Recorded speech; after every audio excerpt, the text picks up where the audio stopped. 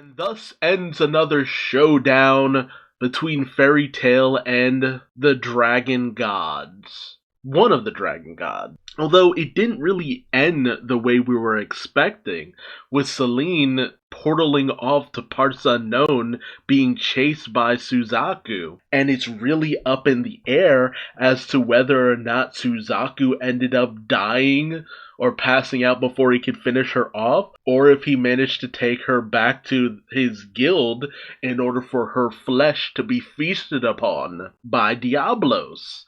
It would be a very interesting way for this to conclude, but Celine was probably the most malicious out of any of the dragon gods, so I guess it would be kind of a fitting end to her if nothing else. But the menace of Altface turning the power of Altera up to a 15 out of 10 has been dealt with. Although that doesn't mean that the high magical power has been wiped out. It's still there, but that's the kind of just the nature of Elentir. I keep mispronouncing this name, I feel. I'm not really sure what the correct pronunciation is for this world, but, this is a world of high magical power that's never really going to change. It's just that it still needs to be mitigated. So as our heroes escape from the underground hideout of Alta Face, Lucy uses Virgo to help burrow them from underneath. And we also see the various hands that dot the land completely crumbling away. So I'm not really sure if that means the hands will never appear on this world ever again, despite the fact that it still will have high magical power. But those hands were a product of Alta Face, so I guess they'll never be seen again. Which is kind of a shame. They were probably the most unique element to this world, but the Grand Whitey McWhite Priestess, Ferris, and all the other white priests proceed to do their ritual, purify the land, get all the excess magical power to be nullified, and thus the day is saved. As they actually also destroy many of the other hands that are still out there from Alta Phase. But again, those seem to be more of a element from just the overabundance of magical power. So, it's hard to say. They might appear again if the magical power ever gets like too high, but without Alta Phase increasing it so dramatically, I kinda doubt it. But again, the day is saved, Alta Face is gone, reconstruction can begin, Celine's misfit minions are taken away.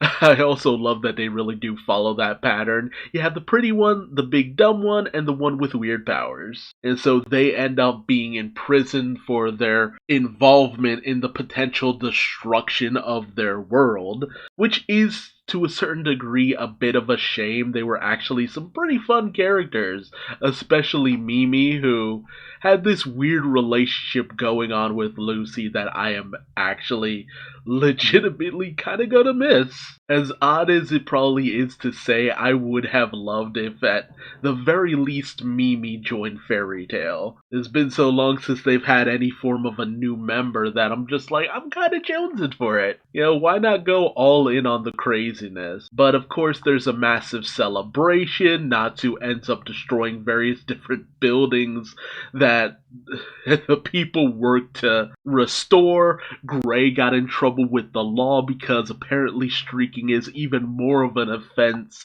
in this world. Urza ended up in several fights as well. And Wendy got fed a lot of sweets because she's a cutie. Not to mention a whole lot of flirting between Happy and Toka, which is just kind of cute. But of course, the question of what happened to Celine and Suzaku is still kind of lingering in the air. This whole situation, that got started because of Celine isn't really resolved. So it's just like, that kind of leaves a little bit of a bitter taste in my mouth. Because it's just like, Celine could still be out there. As far as we know, she hasn't been actually dealt with. And even if she does get dealt with by Diablos, I don't know how I'm going to feel about that, because that means Diablos has gotten even more powerful. And it's just like, it's only a matter of time before they try something. Diablos is definitely not on the up and up, despite the fact that Suzaku seemed to be a very genuine person. Not to mention the rest of the Fairy Tail Guild is, as far as we know, still waiting for our group to return. I don't know, something about the way all of this ends is kind of off to me. But it is kind of sweet, as Ferris actually does end up apologizing and wanting to atone for everything that she did, and rightfully so. She did cause a lot of problems for a lot of different people. And Natsu even suggests bopping her one in order to make up for it. And whereas Lucy is completely against it, of course, for a lot of reasons, Ferris accepts this punishment, with of course Gray and Wendy not being too sure about this, but Urza tells them to go ahead. Natsu gives this honestly kind of intimidating speech where he's just like, grit those teeth, you controlled my friends, you made us fight each other, and for that, you really got me fired up. And he just lightly taps her on the head. It's just like, it's not that Lucy wouldn't beat up a girl, it's just that he actually had a lot of fun with the whole Battle of Fairy Tail 2.0 for the most part. It was a really wild ride, but at the same time, nobody really got hurt. And ultimately, it got a big enough group together to take on Alderaan, which would have been even more of a bit of a struggle if the entirety of Fairy Tail wasn't around. Not to mention also dealing with the Diablos Guild and all that. Honestly, for the most part, Ferris actually helped out more than she was a hindrance, basically giving Team Natsu the backup they needed in order to deal with the whole Alderaan situation. Although that did bring the entirety of Fairy Tail to yet just another place entirety. So the traveling expenses to get everyone back home is going to be a little bit wild. And it's a bit of a sweet moment that really just deep down shows the nicer nature of Natsu. Which, again, it's not like they've never made friends out of enemies before. So, honestly, Ferris has been the lightest in terms of a enemy, quote unquote enemy, at becoming a bit of an ally, or Natsu forming a friendship, or just forgiving them for their actions.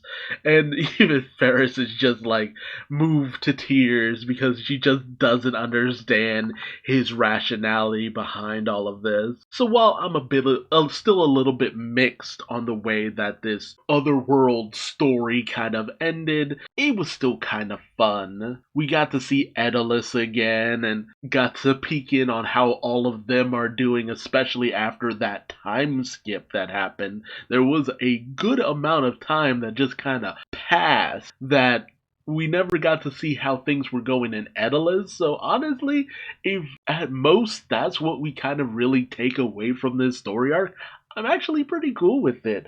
Daedalus was a lot more fun than I initially thought when that was first going on, and it was just nice to see those characters again. Also, alternate Natsu and Lucy's kid as way as Gray and Juvia is just makes me wonder, are we to expect something like that to happen? The shippers are going wild, but hey, tell me your thoughts in the comment section below. What do you think happened to Selene and Suzaku? Do you think that she was slain and she is being devoured by Diablos?